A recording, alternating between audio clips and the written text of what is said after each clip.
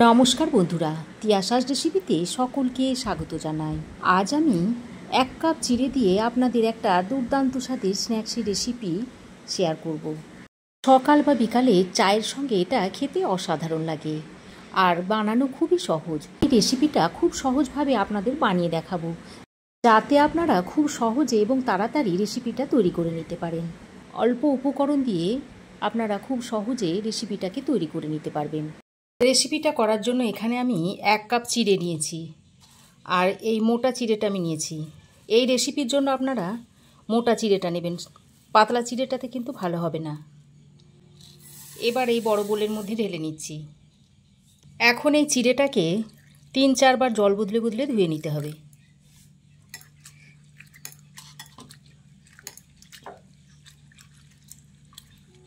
দেখুন 3-4 বার জল পাল্টে পাল্টে চিড়েটাকে আমি ধুয়ে নিয়েছি।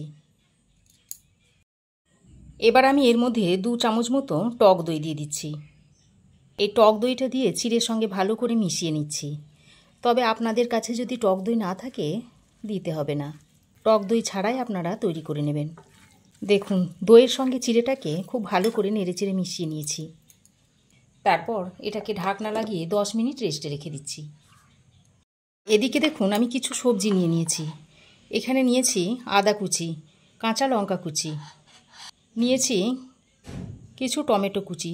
টমেটোর ভিতরের শাঁসটা ফেলে দিয়েছি, দিয়ে খোসার অংশটা এইভাবে কুচিয়ে নিয়েছি।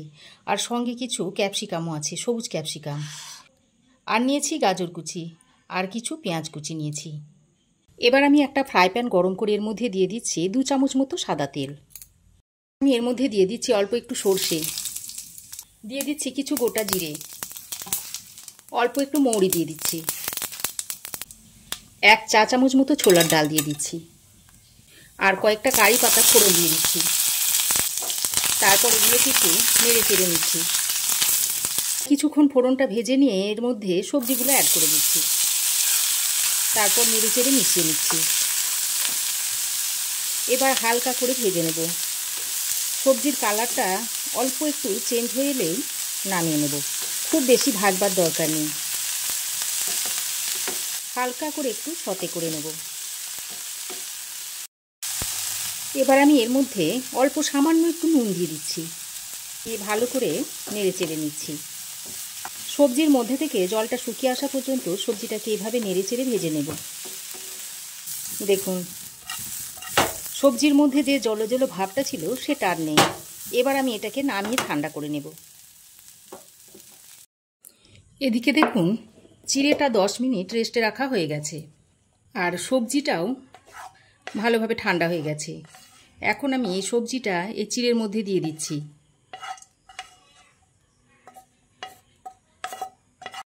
সবজিটা দেওয়া হয়ে গেলে এর মধ্যে দিয়ে দিচ্ছি অল্প করে একটু বিট নুন, দিয়ে দিচ্ছি একটু গোলমরিচের গুঁড়ো। আপনারা চাইলে এখানে চিলি ফ্লেক্সও দিতে পারেন। একটা মাঝারি সাইজের আলু সেদ্ধ করে নিয়েছি, সেই সেদ্ধ আলুটা এর মধ্যে দিয়ে দিচ্ছি। আর এই বাটির হাফ বাটি মতো বেসন দিয়ে দিচ্ছি। ছোটো জায়গাতে মাখার অসুবিধার জন্য আমি এটাকে একটা বড় পাত্রে ঢেলে নিচ্ছি।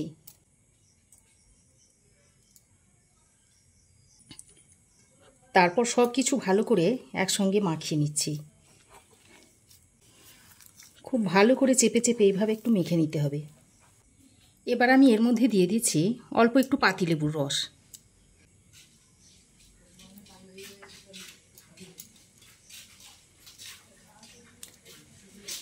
একটা পাতিলেবুর হাফ অংশ আমি এর মধ্যে দিয়ে দিচ্ছি। আমি এখানে পাতিলেবু দিচ্ছি, আপনারা চাইলে পাতিলেবুর বদলে চাট মশলা বা আমচুর পাউডারটাও দিয়ে দিতে পারেন।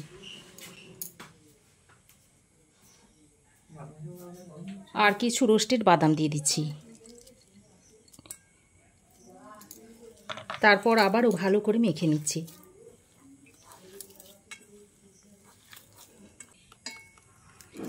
দেখুন সব কিছুকে সুন্দর করে মেখে নিয়েছি। এবার আমি হাতে একটু তেল লাগিয়ে নিয়েছি। তারপর এখান থেকে এই মিশ্রণটা নিয়ে প্রথমে গোল গোল করে নিচ্ছি। তারপর এইভাবে লম্বা শেপ দিয়ে নেব, কাটলেটের মতো শেপ দিয়ে নেব। বানানো খুবই সহজ, দেখলেই আপনারা বানাতে পারবেন। খুব কম খরচের মধ্যে একটা দারুণ খাবার।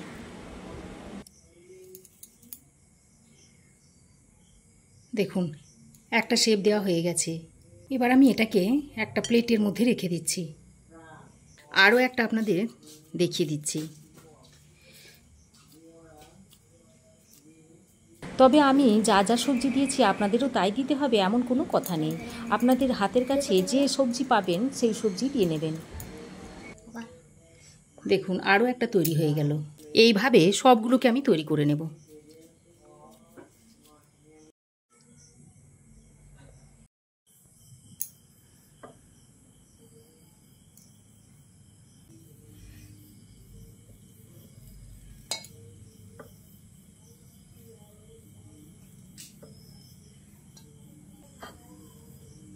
দেখুন, সবগুলো কাটলেটের শেপ দিয়ে নিয়েছি। এদিকে দেখুন, আগে থেকে আমি একটা ফ্রাই প্যানে বেশ খানিকটা সাদা তেল গরম করে নিয়েছি। এবার আমি এই কাটলেটগুলো একে একে গরম তেলের মধ্যে দিয়ে দিচ্ছি।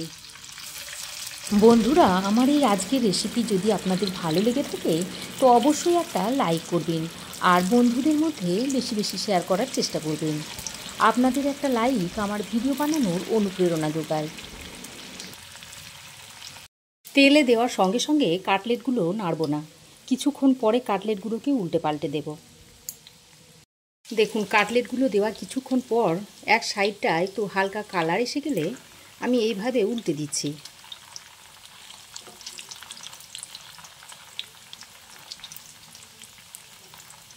আর এইভাবে ভাজতে গিয়ে যদি আপনাদের ভেঙে যায়, আরও একটু বেসন কিংবা কর্নফ্লাওয়ারের গুঁড়ো অ্যাড করে দেবেন।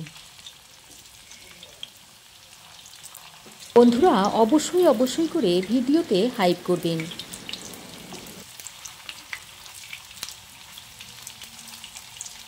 দেখুন, গ্যাসের ফ্লেমটাকে লো টু মিডিয়ামে করে কাটলেটগুলোকে উল্টে পাল্টে ভালো করে ভেজে নিতে হবে। লো টু মিডিয়াম ফ্লেমে কাটলেটগুলোকে উল্টে পাল্টে ভেজে নেবেন। হাই ফ্লেমে কাটলেটগুলোকে ভাজতে যাবেন না, তাহলে ভিতর পর্যন্ত ভালো করে ভাজা হবে না, ভিতরটা কাঁচা থেকে যাবে।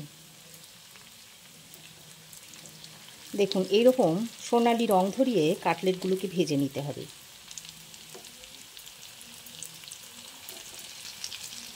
দেখুন, লো টু মিডিয়াম ফ্লেমে কাটলেটগুলোকে ভালো করে উল্টে পাল্টে ভেজে নিয়েছি। দেখুন, এরকম একটু গোল্ডেন করে ভেজে নিয়েছি।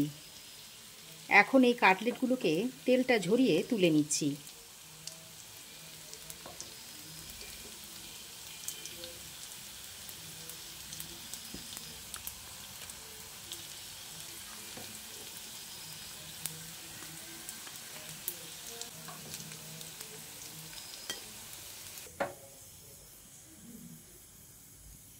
একইভাবে বাকি কাটলেটগুলোকেও ভেজে নিচ্ছি।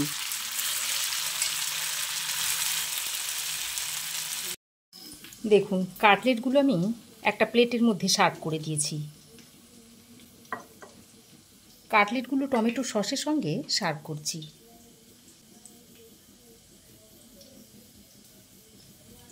দেখুন, কি দুর্দান্ত দেখতে লাগছে। দেখুন, তো শুধুমাত্র ঘরে 1 কাপ চিড়ে থাকলেই আপনারা সকাল সন্ধ্যের স্ন্যাক্স হিসাবে এটা তৈরি করে নিতে পারে। তাছাড়া বাচ্চাদের টিফিনে দিতে পারবে।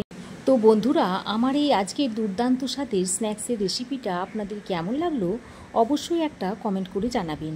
ভালো লাগলে একটা লাইক ও শেয়ার করবেন। পাশে থাকা বেল আইকনটা অবশ্যই প্রেস করবেন। আর আমার চ্যানেলে নতুন বন্ধু হয়ে থাকলে প্লিজ চ্যানেলটা সাবস্ক্রাইব করার অনুরোধ রইল। আজ এ পর্যন্তই। আবার দেখা হবে নতুন কোনো রেসিপি নিয়ে নেক্সট এপিসোডে। সে পর্যন্ত ভালো থাকবেন, সুস্থ থাকবেন। ধন্যবাদ।